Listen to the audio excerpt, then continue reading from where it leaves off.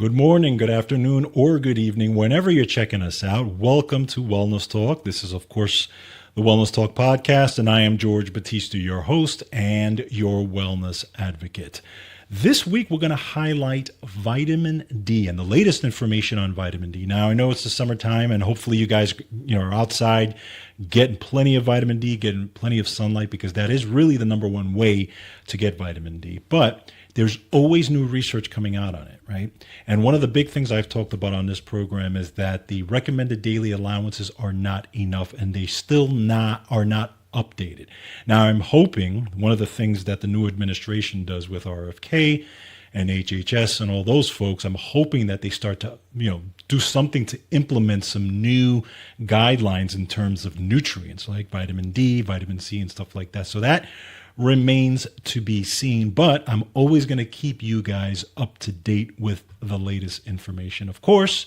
So we've got two great pieces on vitamin D, and the first one is from the Orthomolecular News Service. I get some great information from them. They are just incredible, not only with just their information as far as nutrition and orthomolecular medicine, but also just their referencing and everything. Everything is referenced from them. But anyway, brand new information here. This is vitamin D and cardiovascular health, latest evidence from an international expert panel, and this is by Dr. Richard Cheng. So we're going to go over the latest information in terms of cardiovascular disease specifically, how vitamin D is intimately involved with the prevention of cardiovascular disease. We're going to talk about the mechanisms of action. We're going to talk about the amounts that are recommended and why the recommended daily allowances are way too low. So we'll cite, of course, all those studies and, what you should take a look at in terms of, vitamin D, whether it's supplementation or getting it from food or getting it from sunlight or just a kind of combination of both. So that's going to be our first piece. Then the second one is from Wellness Resources, and this is bringing in another nutrient. This is vitamin D and K2A synergistic team. Now, I've talked about that team on this show before, but I'm going to repeat it, of course, with the latest information as well, as we always do on this program. We're going to talk about them both, and then we're going to talk about how they work together and why you should be taking a look at making sure that you supplement them together. And Wellness Resources has a great new vitamin D plus K2 supplement that they recently came out with that addresses that issue. So now you don't have to take them separately now.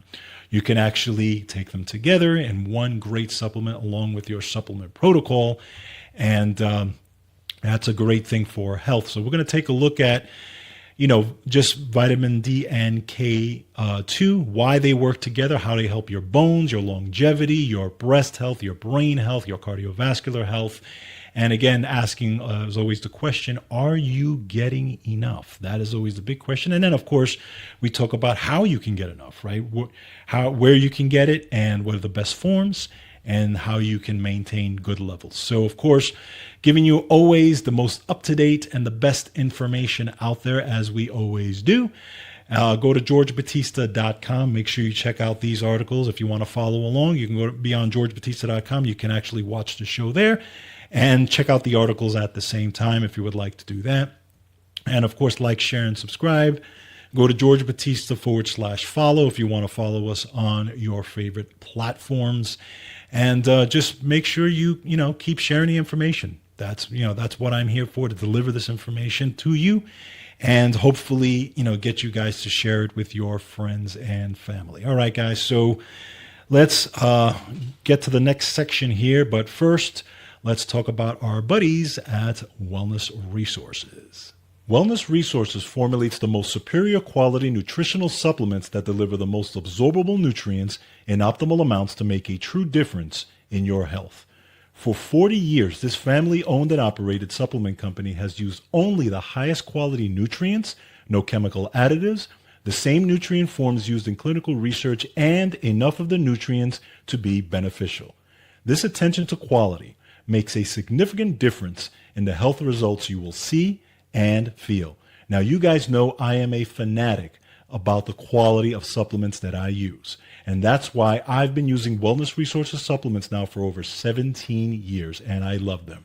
Discover how Wellness Resources supplements can help you feel energized and well. Check them out at myvitaminresource.com. Again, that's myvitaminresource.com.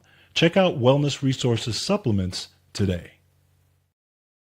All right, Wellness Resources, they're the number one brand in my opinion. So, make sure you check them out because I use them every single day. All right, so let's get started on our discussion today. And the first one is going to be a great article from Orthomolecular News Service. That's by Dr. Richard Cheng, MD, PhD. By the way, he does some incredible work. And it's Vitamin D and Cardiovascular Health, latest evidence from an international expert panel. So let's dive right into it. So obviously, cardiovascular health is the big thing, right? Cardiovascular disease is either the number one and number two killer of folks right now, besides cancer. And it kind of goes between cancer and cardiovascular disease. So obviously, keeping your cardiovascular system in shape is the number one thing you want to do. And how can we do that? We can do that in many ways, but one of the biggest ways is to make sure that you have enough vitamin D. And that's not only in the summer, but also in the winter, which is big. So this is a paper here where Dr. William Cheng was joined by 4 other colleagues, Dr. William B. Grant from the USA, Professor B.J. Boucher from the United Kingdom, Dr. Paweł Pludowski from Poland, and Professor Sunil Wamalawansa, I'm sorry if I butchered that name, from Sri Lanka. And their goal here in this paper is to present a global narrative review of the evidence connecting vitamin D sufficiency to cardiovascular disease risk reduction. And you don't hear this, and you're not going to hear this a lot in the news, right? You hear it somewhat here and there. Sometimes you'll get a news story about enough vitamin D, but you probably get more stories of people or doctors going on some of these shows talking about how we don't need vitamin D. I actually remember seeing a doctor, this was probably 4 or 5 years ago now when the pandemic started, who actually came on and said, vitamin D is all a sham, that you don't really need high levels of vitamin D. There's no evidence that it works, and supplementing can be harmful. I mean, literally this doctor was saying that on TV. And I'm sitting there thinking, how much are they paying you to say this? I mean, it's really incredible that people in this day and age can actually still say that with all the evidence, which we're going to go into. So let's look at the key observational evidence first. Okay, so what the 2 big findings here, what they're seeing, and especially in these large-scale population studies, is that serum 25-hydroxy levels below 40 to 50 nanomoles per liter, okay, are associated with significantly increased rates of cardiovascular disease and cardiovascular mortality. So right there, anything below 40 to 50, they're seeing the risk profile go up. Now, I've often said 50 is your marker. 50 has always been my marker. So, but again, a lot of doctors, depending on who you talk to, will say somewhere between 30 and up. I personally think 30 is too little. Most nutritionists and people in the health-related field, especially in wellness, you typically will say at least 40 to 50 and up. But there's arguments back and forth on that. But again, that's my criteria is 50 and up for myself and my family, and this is what I advise. Now, the second thing they're seeing here across large-scale populations that seasonal and geographic patterns support this, with cardiovascular disease events peaking in the winter and in northern latitudes, both times and places where vitamin D levels drop.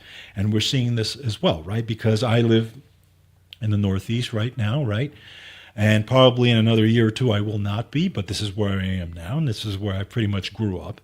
And we see here in the winter months, vitamin D absolutely drops. And in the old days, when they checked my vitamin D, it was about 25, which is extremely low. But again, at that time, I didn't supplement with vitamin D during the winter. So why does vitamin D drop, right? You're not outside. You're not getting sunlight a lot, right? You have coats on, right? you're typically not spending a lot of time outdoors. You're spending more time indoors, and naturally the vitamin D is going to drop. And if you are not supplementing, that is even worse. So supplementation is key if you live in the northern climates. So the next question is, how does vitamin D protect the cardiovascular system? So there's four main mechanisms of action here. So we'll go through these four that the paper cites. The first one is the regulation of the renin-angiotensin system, okay, and which helps to reduce blood pressure. Now we know that we have a renin-angiotensin system, basically, right? Your kidneys secrete what's called renin, right? And basically it goes through an entire pathway which gets converted in the lungs and goes to your heart, right?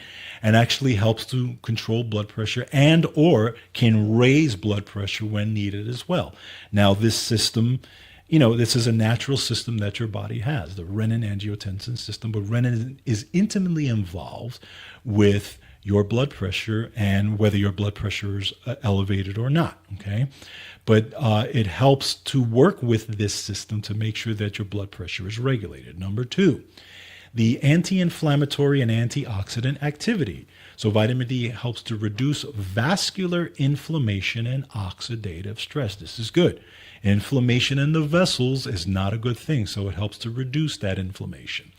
Number three, the endothelial function and plaque stability. It helps to preserve vascular integrity and may help prevent rupture. Now that is key, right? Because we know about nitric oxide. We know it's intimately involved with the blood vessels dilating, right? So keeping those blood vessels stable and plaque stability there, because most of us have plaque, right? A certain amount of plaque in our systems in our blood vessels from just lifelong living, right? From eating and lifelong living. It's very difficult to find somebody who's absolutely 100% completely plaque free. Now, of course, there's a gradient along those lines. There's people that have very little and people that have a lot. But the stability of the plaque is the bigger deal, right? Because if you have stable plaque that is not going to rupture, then pretty much you're okay for the most part, right? You don't have any major problems and or people live the rest of their lives with a stable plaque. But it's when the plaque can end up rupturing, for example, like a blood clot type of situation, is where you can start to get to cardiovascular problems and or heart disease and even a heart attack. So the stabilization of endothelial function and plaque stability is key. Vitamin D is intimately involved in that. And then we have metabolic improvements. So this enhances insulin sensitivity, modulates lipid metabolism, right? Cholesterol, fats, things like that, and reduces myocardial fibrosis, right? Stickiness, right? In the myocardium, right? In the heart, stickiness, making sure the blood vessel, the blood is flowing smoothly through the vascular system. So those are the four main ways that vitamin D protects the cardiovascular system. So when they looked at clinical trials, okay, and especially random clinical trials and the stuff you hear about in the news, they've tried to demonize vitamin D. And when they've looked at these studies, right, initial studies anyway, there were some flaws in these studies, and this is why they had poor outcomes. Number one, the vitamin D dosing was too low. So it was like literally 400 to 800 units per day. Number two, the trial was very short. So the duration was extremely short, wasn't long enough to do anything pretty much. And number three, the inclusion of participants who already were vitamin D deficient. So now think about it. If you have somebody whose vitamin D is in the toilet, right? Vitamin D is, let's say, 20, and you give them 400 to 800 units a day for a very short duration, it's not going to do anything. You'll get them to maybe 24 to 25, if that, right? Depending on the person, depending on what the duration is. It's not really going to do anything. So it's not going to move the needle for the most part. So when you look at the better redesigned trials, and that's where really what they're looking, we try to hone in on here, this is what you find. A trial using 60,000 units a month, 2,000 a day, reported 13 to 17% reduction in major cardiovascular events, especially among individuals with low baseline vitamin D or pre-existing heart disease. Number two, Other studies show modest but consistent improvements in blood pressure, cholesterol, and insulin resistance with adequate vitamin D supplementation. So we know that when the trial is done correctly, you start to actually see the improvements. Pretty simple here, right? So basically now what they say here is that this fits what's called the Bradford Hill criteria, right? And they say here, Hill's criteria for causality, the case is strong. Now, what is the Bradford Hill criteria? It's a set of principles basically by Sir Austin Bradford Hill in 1965. And what he established basically was these 9 principles to determine the causal relationship between what they think is the cause of something and the actual effect, and if they're related, right? If there's a causal relationship, a basically cause and effect relationship between one thing and another in epidemiology, okay? And it's based off of the strength and the consistency and the specificity and, those types of criteria, okay? Again, it's the Bradford Hill criteria, and scientists typically use this as kind of a measuring stick to measure if there's a causal relationship or cause and effect relationship between two things. Okay, so that's what that is. So what they say here is that Hill's criteria for causality, the case is strong. Why? Because number one, we have strength and consistency of associations in these trials. Number two, you have biological gradient, which is a dose-dependent response. Number three, you have biological plausibility and coherence with known mechanisms. And number four, you have intervention evidence from randomized controlled trials and mechanistic studies. So the case is strong when you're looking at these trials and you're looking at this to make sure that all these things really establish this relationship. Now, when they looked at the clinical perspective, they say basically it's time to rethink the dosing. And this is, again, what I've talked about on this program for a long time, because when you look at the recommended daily allowance, which has not changed in a long time, we see here that the recommended daily allowance for vitamin D is 600 units daily for adults aged 19 to 70 years old, and 800 units daily for those over 70 years old. Now, for children up to 12 months, the recommended daily allowance is 400 units a day. The evidence does not support that.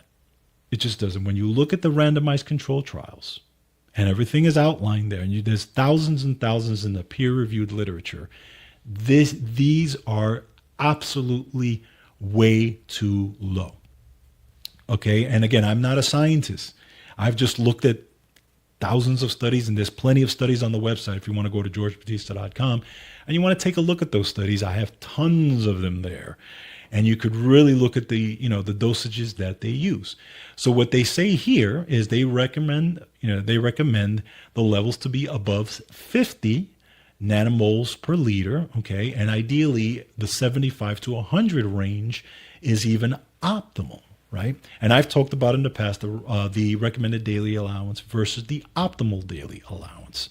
So that is the big key here. Okay, so hopefully again this will change with Kennedy, but we don't know that. I hope they do have some discussions regarding nutrition and how that works. Now, another thing they say here is when you look at these optimal amounts, especially having the reference range to be anywhere between 50 and 100, they're saying that they are both safe and more effective, okay? And they say here, achieving and maintaining this optimal range usually requires 5,000 units a day or more of vitamin D, a dose well within established safety limits and supported by decades of orthomolecular and functional medicine experience. And you can extrapolate that also to just overall vitamins and micronutrients. They actually mentioned Dr. Bruce Ames here, which I've talked about on this program as well. Why? Because Dr. Ames, before he passed away, he had established the Bruce Ames triage theory, okay? And he was a scientist, an amazing scientist that spent the rest of his life really researching vitamins and minerals and how they interact with the body and dosages and stuff like that.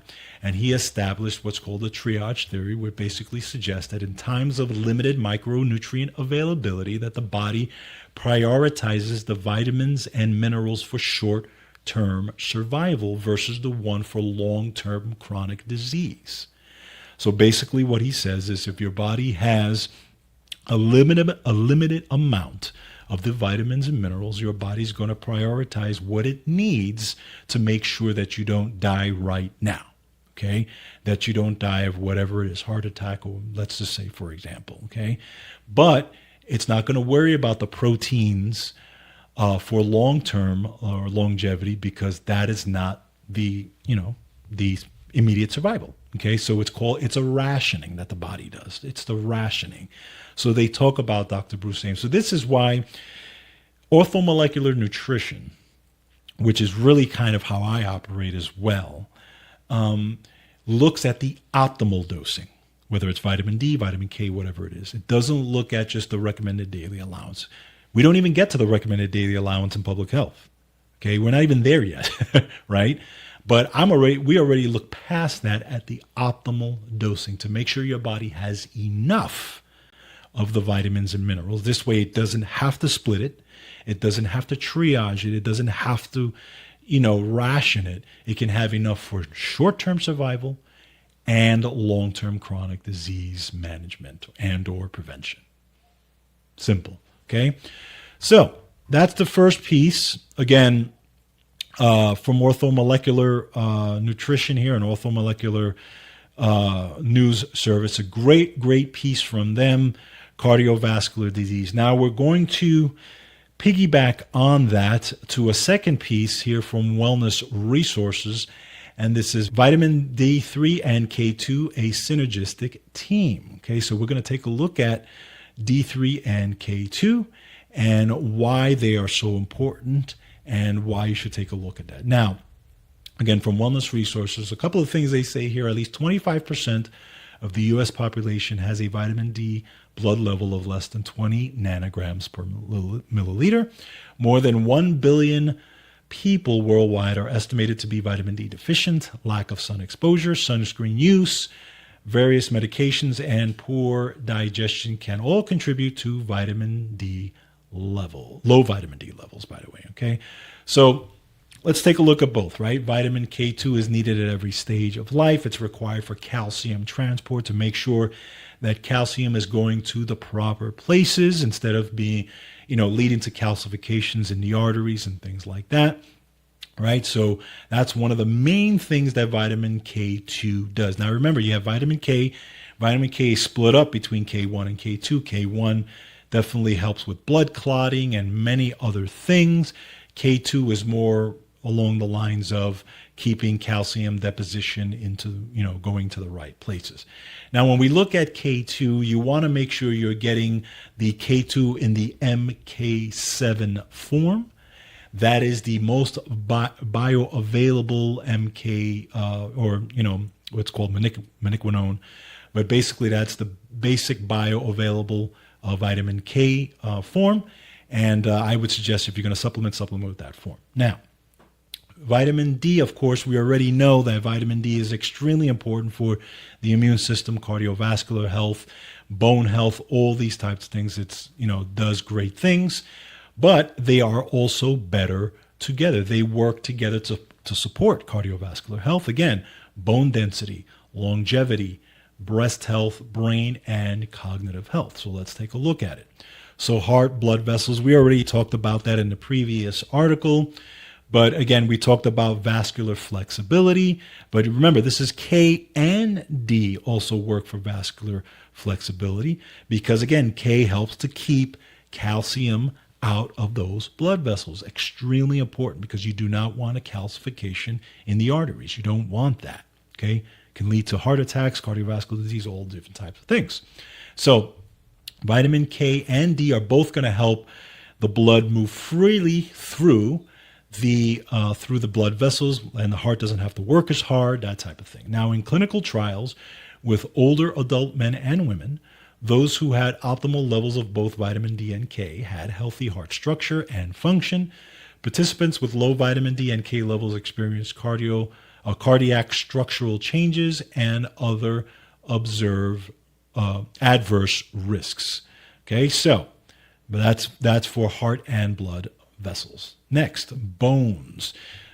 Again, this is nothing new. Vitamin D and K, continuous bone building and remodeling. That's what they do. They help to strengthen bones. They support mineralization. They reduce bone breakdown. And they upregulate gene expressions of markers linked to bone health. They also help with health span and longevity. So vitamin D and K sufficiency has also been shown to affect your health span and longevity. Lower tissue levels increase health risks and overall decline, as demonstrated in the PREVEND study.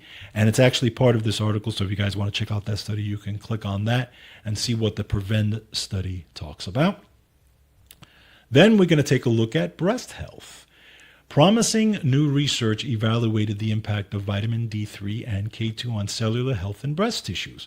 Support by either nutrient was helpful. However, when combined, results showed a synergistic effect on cell cycle arrest and apoptosis, supporting breast health. And this is key because remember, this is where you have to be a little bit careful in terms of vitamin D. And I've talked about this in the past.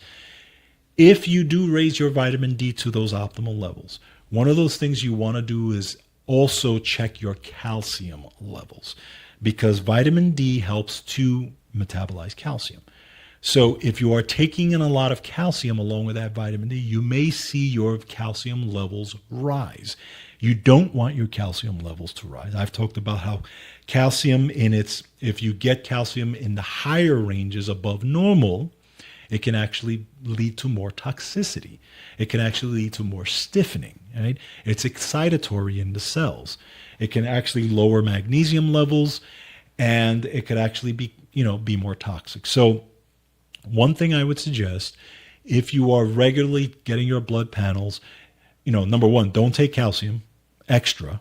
Okay, that's number one. But number two, if your vitamin D levels are high, right, you're getting them to those optimal ranges, also check your calcium levels or work with your doctor to check those calcium levels to make sure that they are in the optimal ranges. You don't want calcium out of those ranges because that can cause another problem. If you do see calcium in those ranges, bring your vitamin D level down and then kind of work with it to make sure, because it could be, you're getting too much calcium for what you need. Just a little tip there. And the reason why that's important, because for breast health, okay, because again, if you want to have enough vitamin K to make sure that calcium is not depositing in breast tissue. This can lead to calcifications in breast tissue and eventually, put you at risk for, breast cancer and different things like that. So D, K, and calcium, you really want to make sure you're watching these things. Okay, very, very important. Let's look at brain and cognitive function. Okay, so vitamin D and K are also help to support brain and cognitive function. Make sure that lipids that are in, those lipids are in the good ranges. It also maintains high amounts of nerve and glial cell membranes for cell signaling function in the brain and structural effects in the brain and peripheral nervous system health. So D and K are great for that. Now, those who are on the drug warfarin and or Coumadin, I don't know if they still use those a lot now, but maybe they do. It actually interferes with vitamin K functions in the brain, causing adverse changes with different lipid functions and production. So there was a recent autopsy studied on adults who used warfarin that showed lower brain concentrations of vitamin K2. So again, those of you on medications, work with your doctor and make sure that you are checking all this. Very, very important. So the question again is, are you getting enough vitamin D and or K2? So I just talked about vitamin D in the previous article, but you want to now throw K2 into that. Are you getting enough of the K2? There was a recent study in Australia that demonstrated the need for vitamin support in healthy adults 70 to 90 years of age. Of the 102 participants, 49% supplemented regularly, while the others did not. Blood tests showed that regardless of supplementation, 88% of participants were deficient in vitamin D, and 42% had inadequate vitamin K levels. Participants were also deficient in or more likely to need more B vitamins. So there it is. Okay, regardless of supplementation, you still had people that were vitamin D deficient and vitamin K deficient. This is where we want to get back into the optimal ranges, not the recommended daily allowance ranges, the optimal ranges. Okay, and seniors, especially when you're getting into your 60s and 70s, you need even more support, right? You need more support because you're not digesting as well, right?